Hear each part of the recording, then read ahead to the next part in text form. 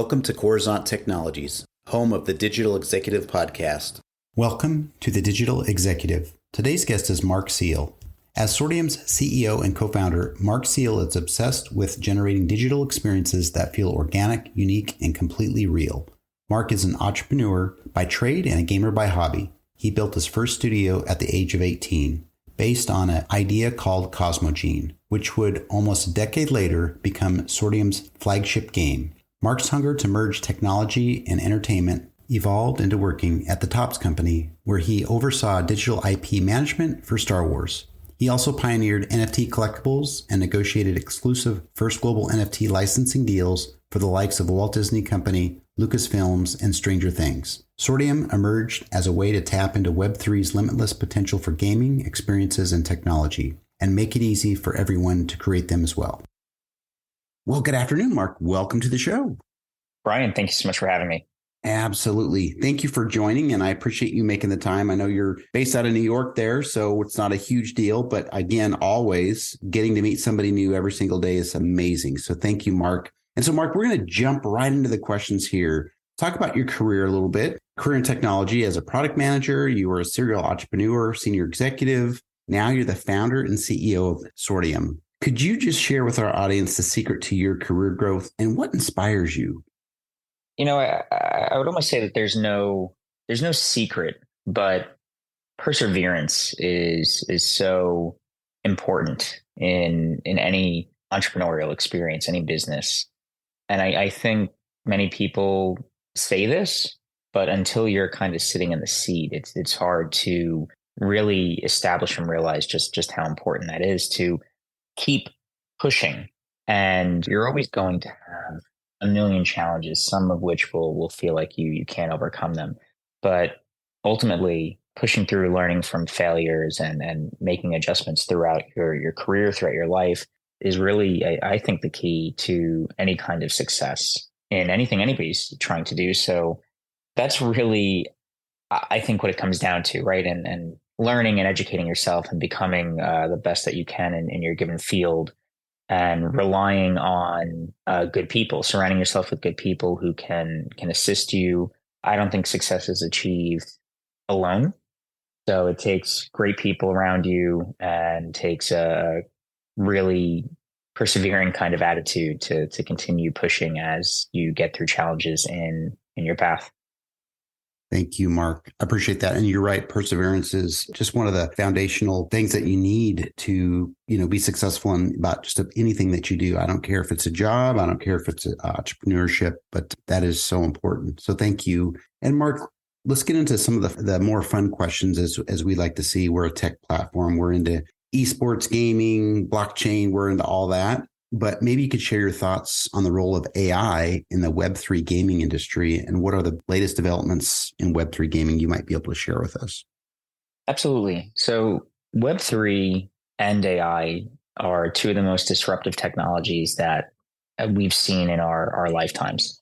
And I think Web3, even with some of the backlash, especially in the gaming industry that it's received, is misplaced. And really is placed more at some of the execution that has been done in late. But ultimately, blockchain, Web3, NFTs, all of those technologies are a fundamental evolution in control of your data. And what AI really brings to the table that complements Web3 and is complemented by Web3 is running AI processes, being able to authenticate them through the use of blockchain and it can be anything, game simulations, your game economies, generative content, and AI agents.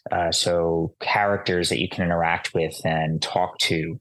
We're doing this in a game called Cosmogene that we're making, in which we use a combination of AI and Web3 technologies for almost everything. You genetically engineer fantasy creatures. We encode their DNA on chain so that's immortalized on blockchain. We let you interact with your creatures. So an AI agent is running in the background, which provides a unique profile for every creature. It allows you to talk to them through natural language by typing to them in the game or eventually just talking to them with your phone or your microphone, and really evolving the narrative of games. We're talking to a couple of large studios now that I think in the next year to 2 years, there's going to be a huge transformative shift in the way that AI changes how we engage with interactive content. And again, it's everything from how our entertainment is balanced to the way that characters are made and created. I think many characters that we begin interacting with in games will not even be envisioned by a human prior. They will be generative and feel unique and like they have a life of their own. It's very exciting to hear, obviously, to make the game experience even more interactive and more dynamic is awesome. On the flip side, obviously, we know we've heard some of the naysayers on there, especially around Chat GPT. We've already found that it's pretty biased, but I'm excited either way because I'm a gamer myself. So this is awesome. Marc, switching gears on the tech side, we're a tech platform. That's my background. You're obviously leveraging some of that new and emerging tech in your business there. Is there anything you might be able to share with us today?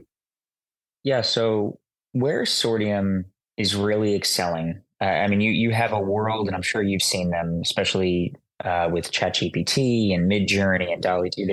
There's all kinds of artificial intelligence tools and models that are coming out, and that's what it all ties back to. It's those models. So you have major players such as OpenAI. You have NVIDIA and a number of others that are making transformer models, and that's what's being implemented. So AI is almost turning into, or I think it'll be turning into at some point, basically a utility service. So where Sortium really comes in and where we're innovating, especially in the entertainment industry, is focusing on automation of game development and content creation pipelines. And ultimately, what that translates to is right now you have there's a couple of 3D model transformers out there, and the problem is the results aren't very usable. You get these cool things that look like all right, it's an okay looking car or an apple or an object, but that's not going to run in a game. I mean, games are very complicated in the way that they're constructed, and art assets and really any game asset has to be formatted in a certain way. So what Sortium is doing is we've created pipelines and fine-tuned our own models that we've developed or leveraged, like such as OpenAI models that we fine-tuned, and put them together into one system that allows us to generate content dynamically, both for the development of a game, but also in live operations of the game. So characters, lore, narratives all being generated dynamically. So the thing that we were just talking about in the last question, where I said I think we're going to have a transformative shift in content over the next year. That's exactly what Sortium is doing, and we're talking to major film studios and game studios as well about implementing the technology that we've created, which effectively leverages the power of the advancements in the AI models today, and allows us to translate that into a kind of broad spectrum content creation system. Thank you. Truly appreciate you diving into this a little bit. We've got a lot of techies on in our audience that love to hear what people are working on and what technologies they're leveraging. So thank you again, Marc. And Marc, last question here. Could you share something from your career experience that might be helpful for those looking to grow their career in either tech or entrepreneurship? Yeah, absolutely. Early on in my career, while I was in startups, it can take quite a while to gain traction, and I can't stress enough the perseverance and how that can pay out dividends for somebody. So early on in my career, I had been working in various startups. I had started several of my own studios with various success in each. At one point, I ended up stuck in a non-disclosure, or not a non-disclosure, non-compete. So I got stuck in a non-compete with a company that went public that I had sold some IP to at one point, and ended up taking not a break, but I had to kind of shift out of entertainment and into I was actually doing government development, product management for a while. So during this time, I really got to understand kind of the another side of development, but started to, I would say, falter a little bit, right? I wasn't sure about what I was going to do at that point. And then ultimately, when my non-compete was up, I kind of jumped back in and was like, no, I want to continue pushing in the entertainment field. This is something I'm passionate about. This is where I want to be. And again, this was many years ago.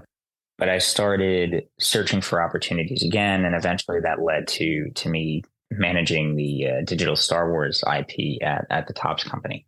So for anybody who is currently an entrepreneur or looking to maybe shift out of their maybe they're in a tech job and they're looking to kind of jump into the AI space or the entertainment space and push their career, you have to fight for yourself, right? You have to be pushing for opportunities.